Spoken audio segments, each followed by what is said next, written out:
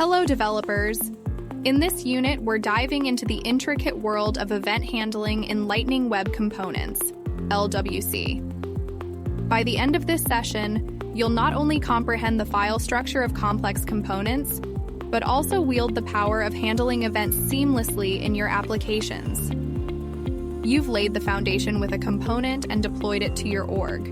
Now, let's inject life into your application through event handling. We'll trace an event's journey across multiple components, creating a symphony of interactivity within your app. Component relationships. In this app, we have 4 crucial components working harmoniously. Tile displays an individual item. List arranges the tiles. Detail unveils item details when a tile is clicked, similar to the bike card you created earlier. Selector contains the entire ensemble of components. While a container component isn't mandatory, it aids in orchestrating event handling.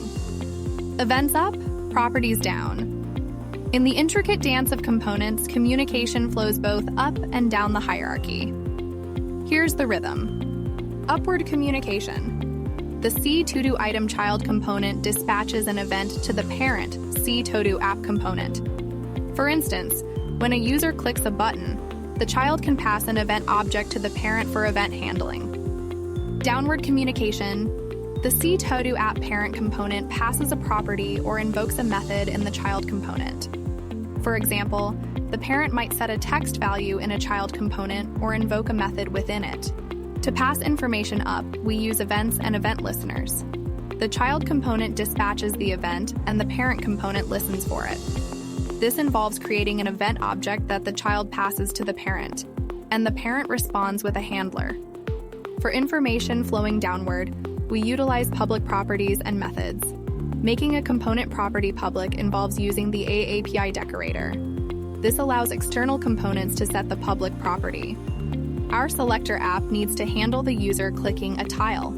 In this scenario, the detail component should re-render with information from the clicked tile. We recommend handling events in HTML by adding an event listener in the template. In our product selector app, where components form a complex hierarchy, we recommend propagating events up through the component hierarchy. This ensures that parent components can respond to child events. The event pattern involves chaining event listeners and handlers up the hierarchy to the main component, passing properties down as needed. You've now mastered the art of event handling in Lightning Web Components. As you continue your development journey, let these event handling techniques infuse vitality into your applications. Stay tuned for more insights and tips. Happy coding!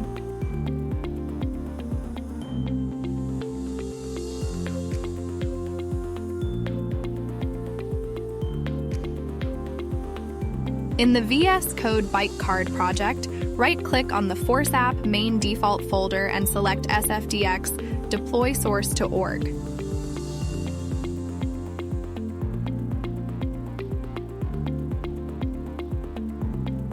From the command palette in VS Code, use SFDX open default org to open your org.